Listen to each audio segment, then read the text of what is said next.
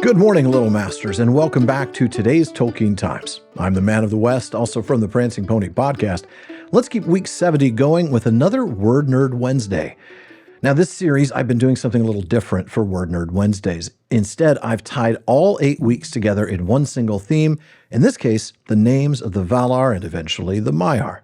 We've looked at the names of Manwë and Ulmo, Aule and Orome, Namo or Mandos, and Irmo or Lorien. Now, this week, we'll take a look at the strong man of the Valar, Tulkas. And then, even though he's lost his Vala card ages ago, we'll also look at Melkor. First up, then, the mighty Tulkas.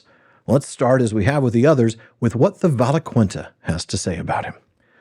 Greatest in strength and deeds of prowess is Tulkas, who is surnamed Astaldo, the Valiant.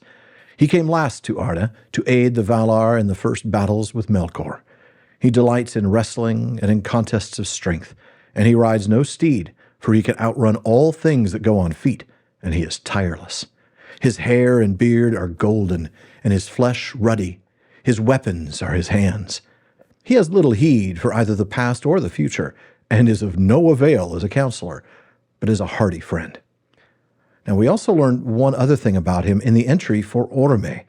That's where we read that Orome might not be as strong as Tulkas, but he's more dreadful. And that's because of this. Tulkas laughs ever, in sport or in war, and even in the face of Melkor, he laughed in battles before the elves were born. And while I could and most certainly would go on, this is a Word Nerd Wednesday, so our focus isn't on how awesome Tulkas is, though he is, but on his name. In the War of the Jewels, we learned that Tulkas is a Quenya adaptation of his Valarin name, Tulkas, meaning golden-haired. And that meaning was eventually lost, and it appears in the etymologies that Tulkas is instead derived from Tulka, meaning firm, strong, immovable, steadfast. Conceptually, though, that firm, strong, steadfast was the original meaning of his name, dating back to the very earliest of the Lost Tales. The idea that it was actually an adaptation of his Valarin name was, like the others that we've looked at in the last few weeks, something that only emerged in the Quendi and Eldar essay in 1959 and 1960. Now, Tulkas's epithet is Astaldo, a Quenya word meaning valiant, but that's also more recent. In the earlier Lost Tales, his sobriquet was Poldoria, literally muscular, but glossed as strong one or valiant. And it wasn't until the revisions to the Silmarillion material in the 1950s that the name was changed to Astaldo. And now we're going to move to Melkor and his many names, and we're going to fly quickly through these or we'll be here all day. We'll come back and visit what the Valaquenta says about him another time. Melkor is Quenya for he who arises in might, and we find that in the text itself, as well as in the Index of Names in the Silmarillion. In Parma Eldalamberon 17, we learned that it literally means mighty arising, or in the Athrobeth, mighty one or uprising of power. In the earliest versions of the Legendarium, the form of his name was Melko rather than Melkor. Now, the elements are Mbelek, mighty, and Ora, rising. Now, we don't see the Quenya element Mbelek anywhere else. We do see the Sindarin cognate, Beleg, the name of the hero of Doriath and tragic friend to Turin. His name literally just means mighty. Now, as for Ora, it comes from the root ro or oro, which we often see.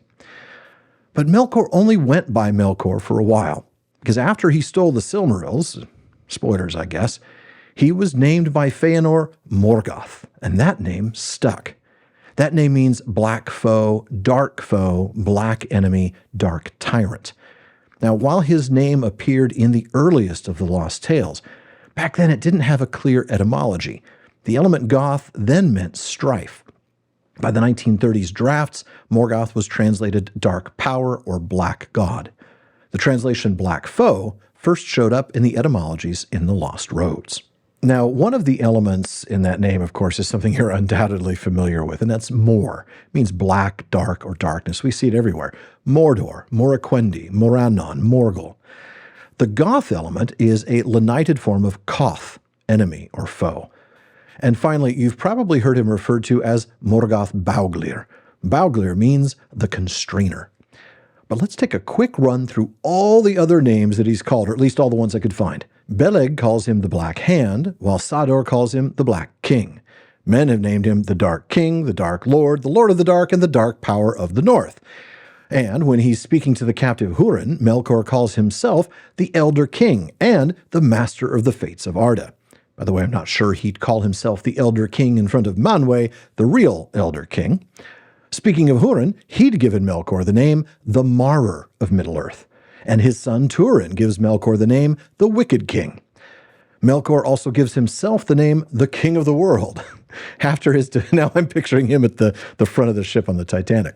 Now, at the end of the First Age, he's referred to as the First Enemy. Aragorn calls him the Great Enemy. And you might remember a man in the Silmarillion by the name of Amlach, calling him Master of Lies. Sauron gives him some names: the Lord of All, the Giver of Freedom, and the Lord of Darkness. These days, he's not called much of anything. That Outer Darkness doesn't much care what he's called. And folks, that is it for today's Word Nerd Wednesday. Come back next week as we wander the wide, wild, wonderful world of words weekly on Wednesdays. And if there's a word you want to know more about, just let me know. Email barliman@theprancingponypodcast.com. Visit patreon.com/TolkienTimes to learn how you can support the show, get an ad-free feed, a monthly hangout with me, a bonus weekly episode, and more. And join me again tomorrow on today's Tolkien Times for Third Age Thursday.